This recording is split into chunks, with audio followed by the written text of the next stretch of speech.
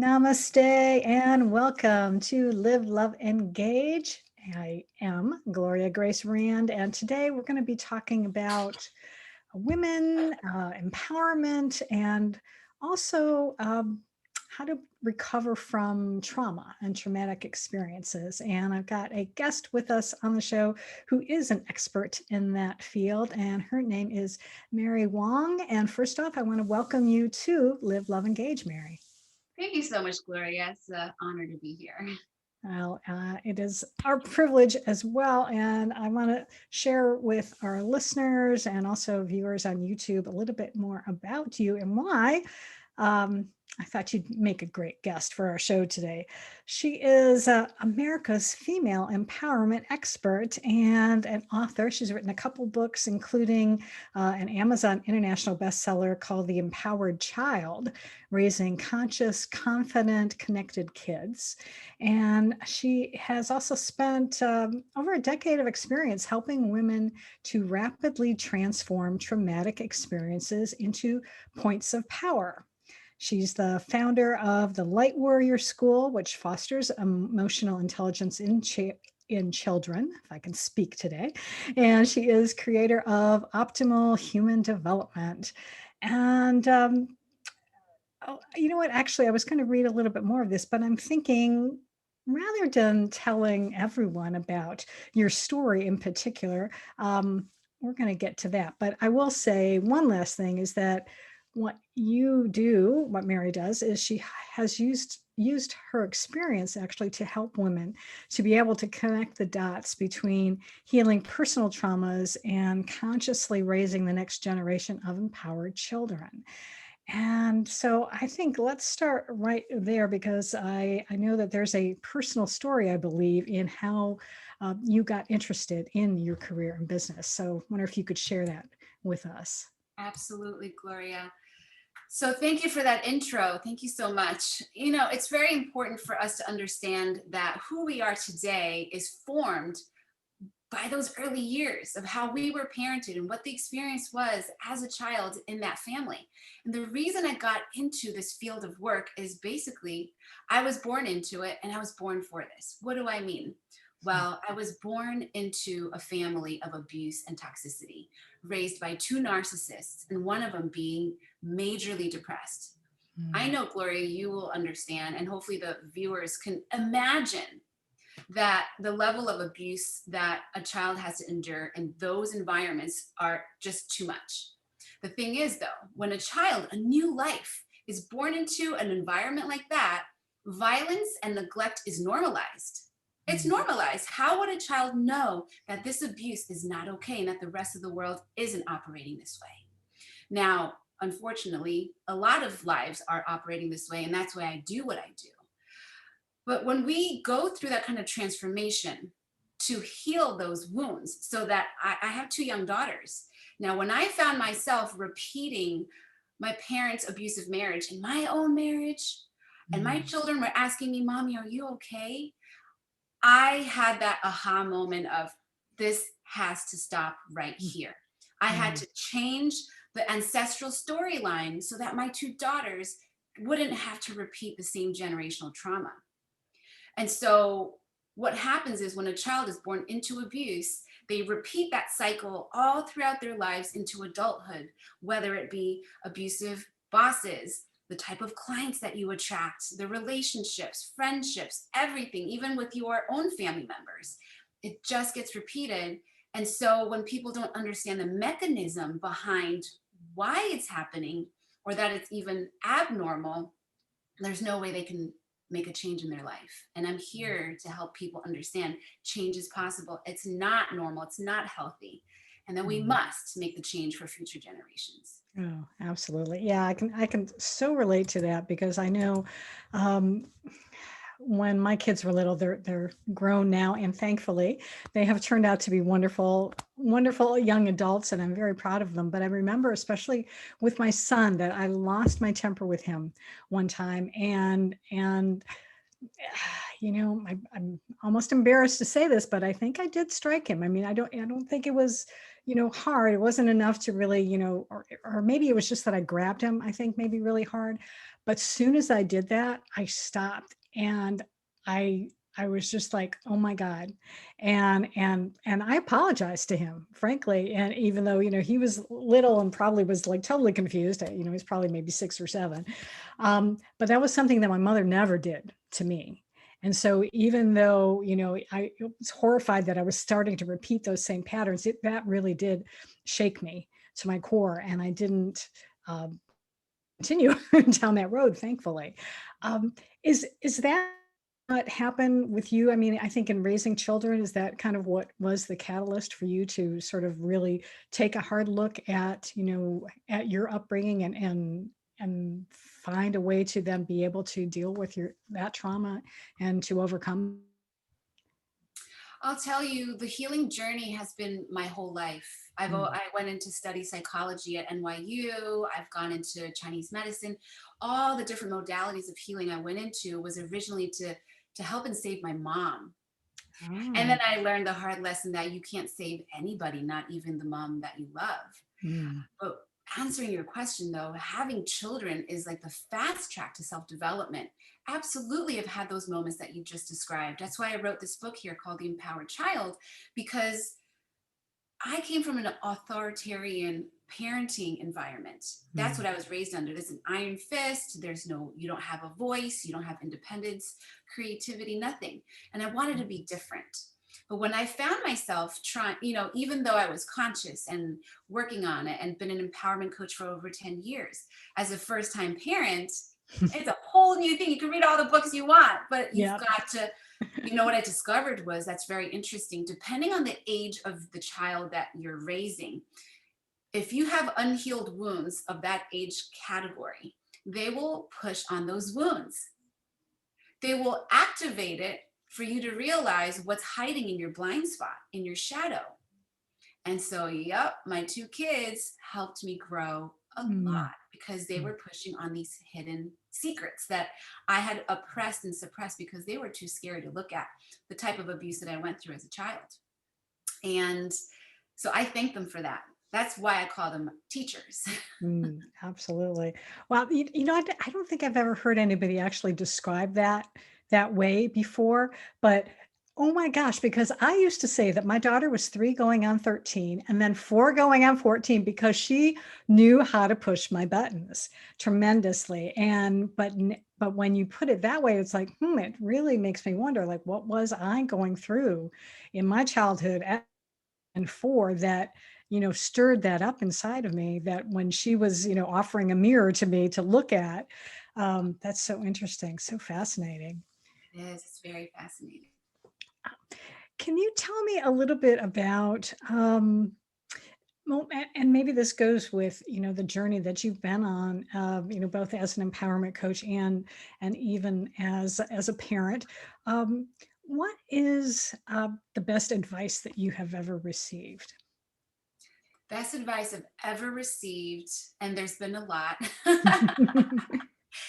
is when someone showed me the importance and how to listen to my own inner guiding system. Mm. And we are all born with the ability to tap into that because we're all born with the divine spark, the Mm. divine blueprint that is unique to each of us. But how do we access that? How do we even know that if our adults are around us didn't know, they could not teach us that? But because I was lucky enough to have someone teach me that, now I teach it to my children. I used to own a school that I had to shut down in order to flee this abusive marriage. But that school, called the Light Warrior School, was all about keeping that divine blueprint awake within the children so that we can have a next generation of soul guided leaders. And so the most important thing that I ever learned was there is an inner voice that I need to listen to, and how. Mm. That's awesome. When did you write The Empowered Child, and what was the catalyst for getting that going? Yeah, that was probably 2018. I had just opened the school in 2017, and only because I was solving a real issue. I was having my 5-year-old she was 5 at the time, graduated from a progressive preschool, and Mm. I didn't want to put her in mainstream education, so I opened up a school. And then other parents came, and it was, we were very progressive. We were, teaching academics, but also is focused on emotional intelligence Mm. and psychic hygiene and things, and teaching them tools on stress management, Oh, meditation, tapping, sound healing, things like this, all oh, of it. wonderful. And Wow. giving the vocabulary and the space that it is, we acknowledge who they are and that they came through us, but they don't belong to us. And so Mm. that's the environment that we created for these children. And so parents were asking me, can you coach us? Can you teach us what you're doing at the school?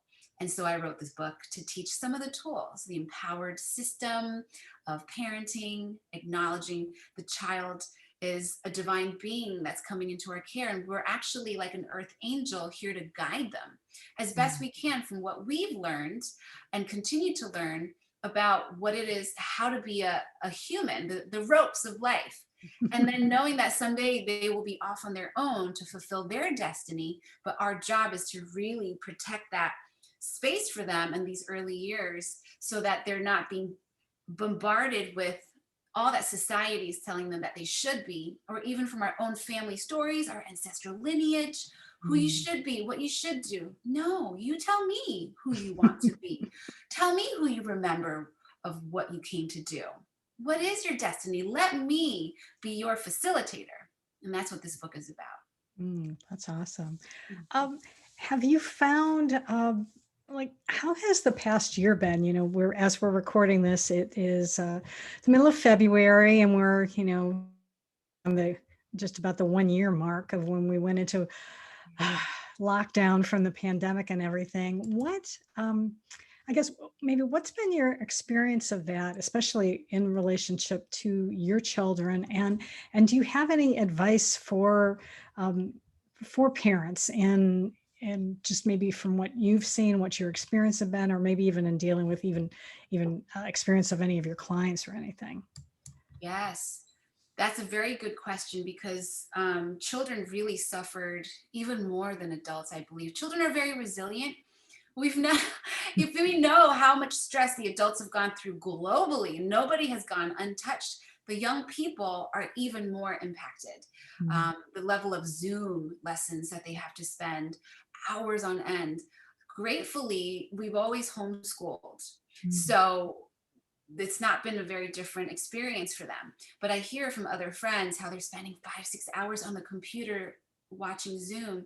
It's Mm. not good for their brain. Their brains aren't ready for that. It hasn't finished forming. Yeah. So that kind of activity is too much. And Mm. so it shows up as, kids that are not listening, kids that are having a hard time, and it's showing up in these really dysfunctional ways. But what parents can do is, and this book actually has the foundations of helping people deal with that. Mm. What I, what I saw was, now my situation, like a lot of people have their own life stories. I was in the middle of fleeing an abusive marriage and a divorce Mm. during COVID, and going into a new town and moving them to a new town. So Wow. for them, having the tools of acknowledging them. So this is the advice I can give parents right now. Mm. Whatever your child is going through, if they're acting out and you think maybe they're manipulating me, maybe they're, what's going on with this kid? Why are they doing X, Y, and Z? If we can take a coach's mentality and take that separation of, this is my kid, they should listen to me, they should do as I say. Let's embody what it is to be a different mindset that encourages and empowers. So, Mm. number one, when we're embodying, they're naturally going to be receiving that as a model. Number two, what we're doing is we're asking questions rather than making them wrong. Yes. So rather than punishing and taking away their favorite toy or their phone or whatever, giving them the space and giving them permission to say, hey, you know what, why don't you go take a minute, do something that feels really good.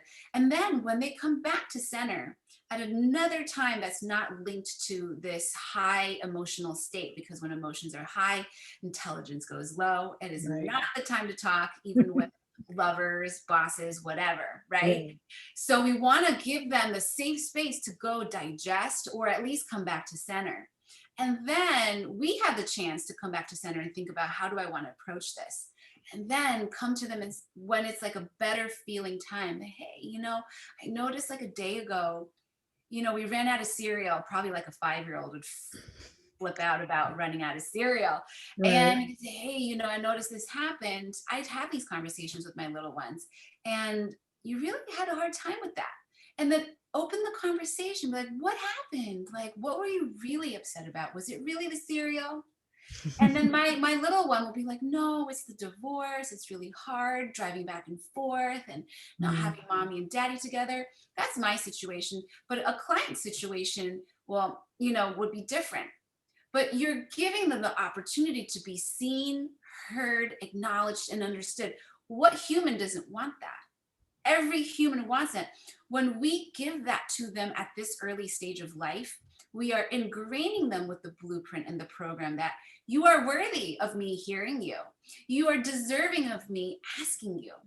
And you are enough and good enough for me to want to stop and understand you. That is so important. And I think especially just as important as it is to validate, I think it's also really wise for then you as the parent to also be able to take that time to calm down, because, in the heat of the moment, because like I said, I've definitely been there. I mean, I've even done this in interactions with my husband. It's like, I just kind of like flip out and it's like, oh, no, why did I do that? I didn't really want to do that. And it might have not even been what he said. I might have been upset about something else. It just, something triggered.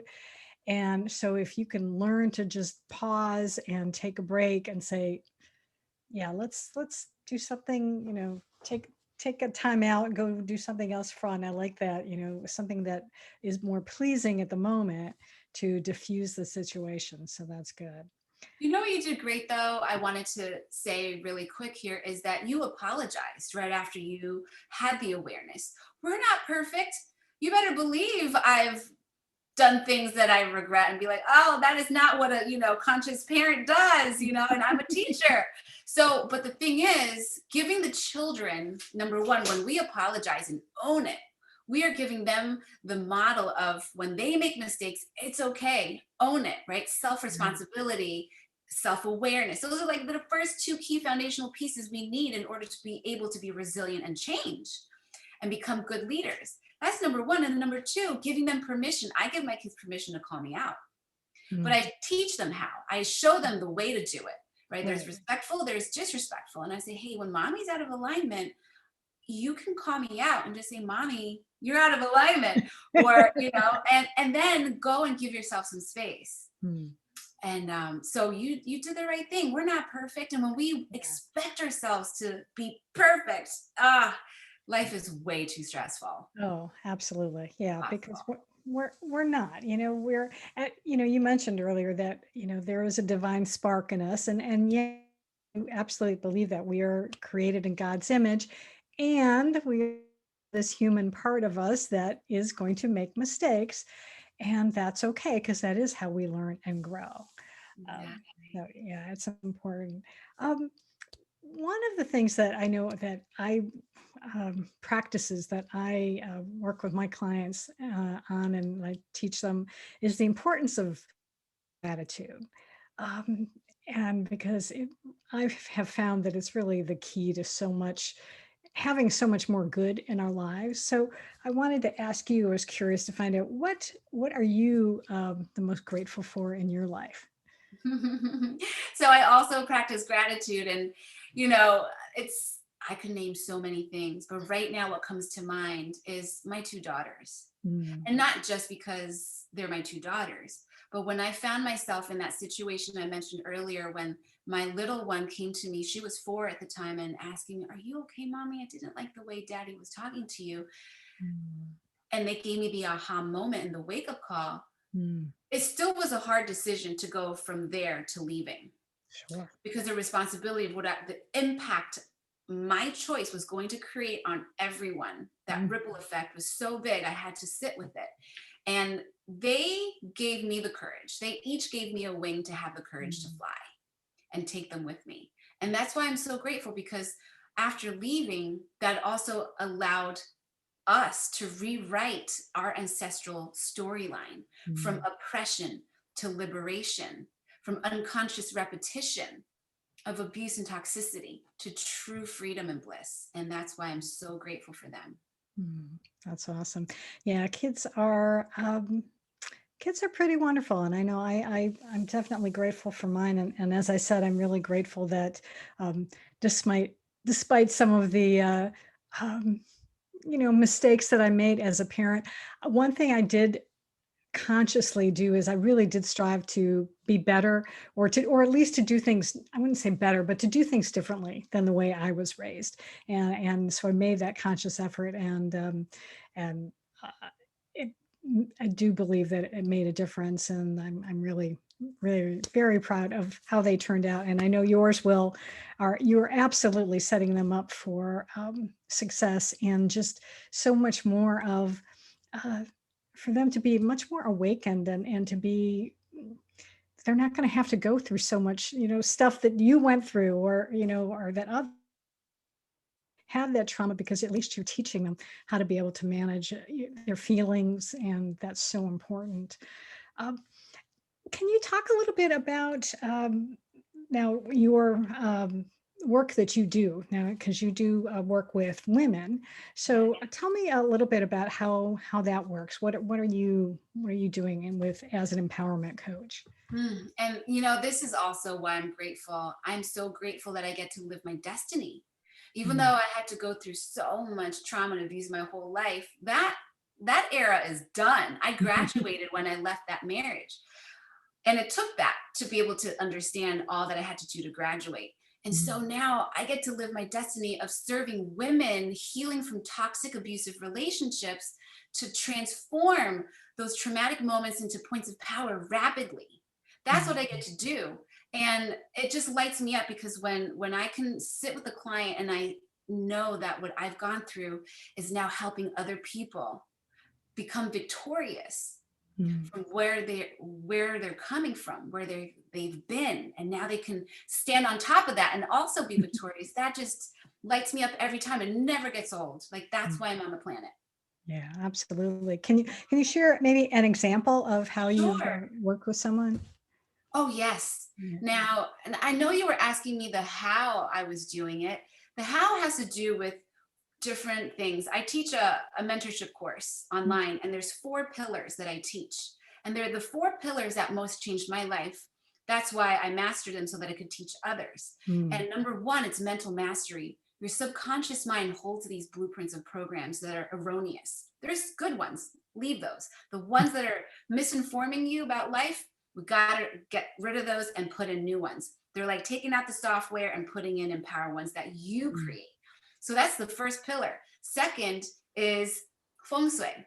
Feng shui is energy management. Now, all that I teach is energy management, whether it's your thoughts subconsciously, or how you use your environment of where you live and work to place things and use colors and all the different systems of this ancient Chinese wisdom to harness the energy to help you fulfill your destiny. For me, it's all about fulfilling your destiny. And then next is spiritual prayer. Knowing how to pray and have a spiritual life is so foundational beyond everything, because we are mostly this unseen substance of spirit living in this body temple.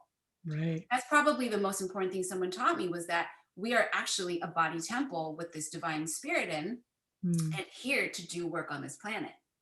So that's the third. And then the fourth one is energy work. That's very broad, because it can go from soul level healing. It can go from clearing out of space. But these are the things that I have learned, and I teach my children, I teach my clients. And so that's the how. Now, a client, the most recent one I can share with you is, she was in the middle of a divorce, has a 5-year-old son, owns 4 or 5 different businesses. Oh, wow. Yeah, and in the middle of packing up and selling her house because of the divorce, and so much more. But so you can imagine the level of overwhelm she was going through. Absolutely. And just from going through these rapid transformational sessions, she wanted to work with me one-on-one. So we worked one-on-one. We can go really deep. And within 3 sessions, she told me that her employee actually pulled her aside and said, I really noticed the difference in you. and even in the way you're parenting your child, because he was really acting out a lot because there was a toxic, abusive family breakup. And so he was acting out a lot. And I was able to help with her healing her own abusive childhood and help her with parenting her son. And her employee noticed. So that made me very happy. That's awesome.